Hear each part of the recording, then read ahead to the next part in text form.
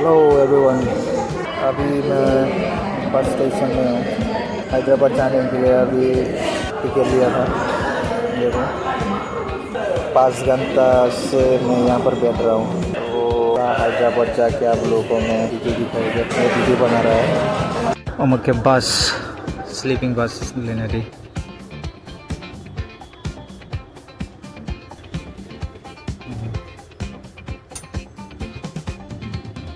Ketika nasimen bore pas apa ya?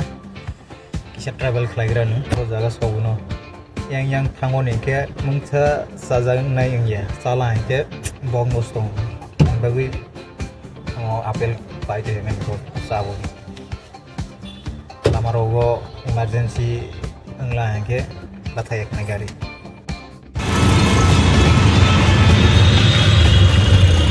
मैं आ गया कल रात हैदराबाद में। देखो अभी फ़िलहाल मैं जा रहा हूँ रूम में।